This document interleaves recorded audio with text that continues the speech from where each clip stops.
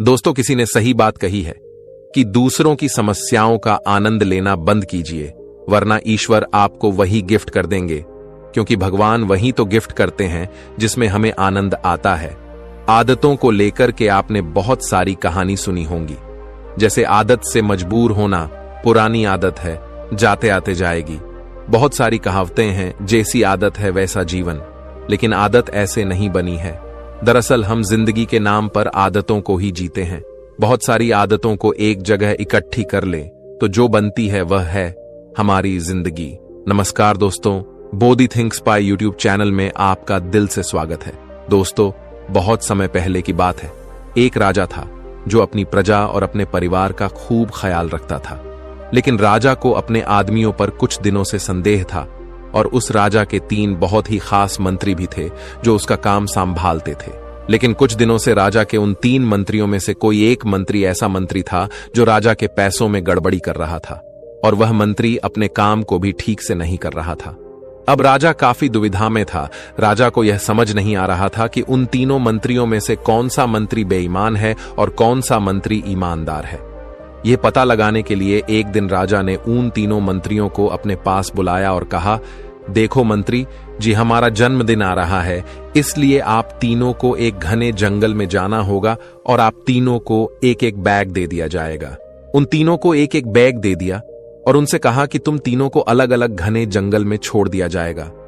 उस जंगल में तुम लोगों को फल के पेड़ को ढूंढना है और अच्छे अच्छे और ताजा फल से इस ठेले को पूरा भर कर लाना है, और तुम तीनों के पास सिर्फ आज शाम तक का ही समय है।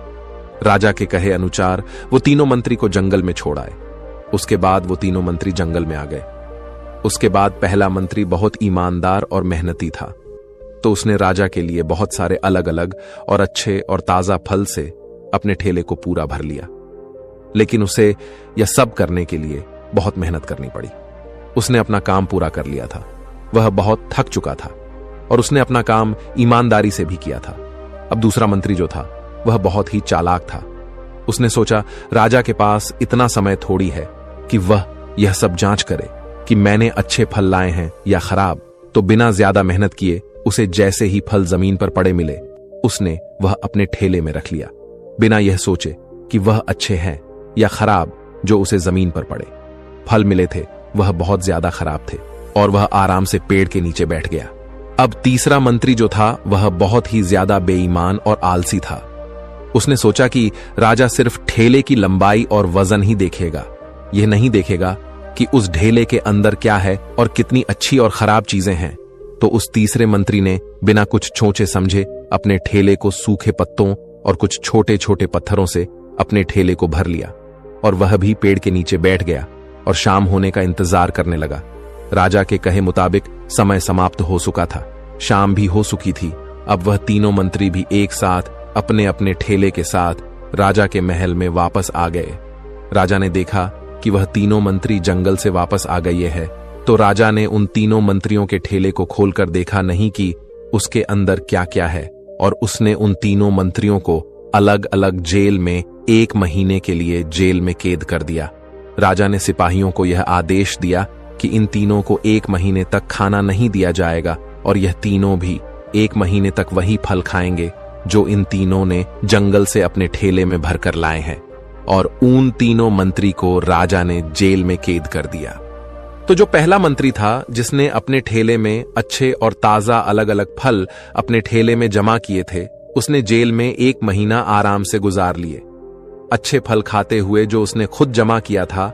उसके बाद जो दूसरा मंत्री था जिसने बेकार और खराब फल अपने ठेले में रखे थे, उसे वही बेकार और खराब फल 1 महीने तक खाने पड़े और वह उस जेल में ज्यादा दिनों तक टिक नहीं पाया और बाद में वह खराब फल खाने की वजह से बीमार पड़ गया और उसकी तबीयत खराब हो गई।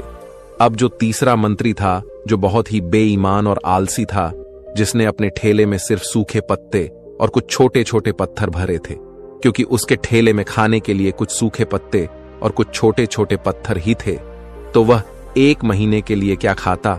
और तभी उसे अपने बेईमानी और आलस्य पर पछतावा होने लगा कि शायद मैंने उस दिन थोड़ी मेहनत करके इस ठेले में फल रख दिए होते तो आज मेरा ये हाल नहीं होता। और वह बिना कुछ खाए वह मंत्री जेल में 2 दिन के बाद ही जेल के अंदर ही भूख के कारण मर गया। तो दोस्तों, इस कहानी से हमें यह सीख मिलती है कि हम जो आलस और बेईमानी करते हैं, बेईमानी मतलब अपने ही काम में अपना कुछ नहीं करना, अपना मन नहीं लगाना और खाली बैठे रहना, तो उससे आज तो हमें कोई फर्क नहीं पड़ता। आज तो हम अपने काम में आलस करके आराम कर लेते हैं, लेकिन कल भविष्य में कुछ दिन के बाद हमें उस पर पछतावा होता है। आपने बहुत से लोगों को यह कहते हुए सुना होगा कि काश उस समय पर मैं ऐसा कर लेता तो आज उस इंसान की जगह मैं होता, लेकिन उस समय पर उन लोगों ने आलस को अपनाया था, इसीलिए वह आज जहां के वही है। और जिसने मेहनत को अपनाया था वह इंसान अपनी मंजिल में आगे बढ़ गया। तो अपने काम के साथ बेईमानी और आलस्य बिल्कुल भी मत करो, उसके बाद तो हमें पछतावे के अलावा और कुछ भी नहीं मिलता। यह जो समय है ना, इसकी कीमत कोई नहीं लगा सकता है। हम लाखों रुपए देकर भी अपनी जिंदगी का 1 मिनट भी वापस नहीं ला सकते। इसीलिए इस समय का सही उपयोग करो। समय की एक अच्छी बात है और एक बुरी बात है। अच्छी बात यह है कि हम उसे किन चीजों में गुजारते हो, यह हमारे हाथ में होता है। और बुरी बात यह है कि समय गुजर जाता है और सभी के पास दिन में 24 घंटे होते हैं, गरीब के पास भी और अमीर के पास भी। बस यह हमारे हाथ में है कि हम उस समय से क्या नया कर सकते हो। तो अपने एक एक पल का हिसाब रखो कि हम उन्हें किन चीजों में गुजार रहे हैं। तो अगर आप इस कहानी को और भी लोगों तक पहुंचाना चाहते हो तो इस वीडियो को लाइक करो ताकि वीडियो को और भी लोगों तक पहुंचाए। दोस्तों, आपने आज के इस वीडियो से क्या सीखा वह मुझे आप कमेंट में बता सकते हैं। इसी के साथ में उम्मीद है कि आपको आज की वीडियो पसंद आई होगी। तो इस वीडियो को उस इंसान को शेयर करें जिससे यह कहानी सुनने की जरूरत है, और उसी के ठीक बाद चैनल को सब्सक्राइब करें। तो चलिए फिर मिलते हैं ऐसी एक और नई वीडियो में एक नए मैसेज के साथ। तब तक के लिए अपना ख्याल रखें। धन्यवाद और नमो बुद्धाय।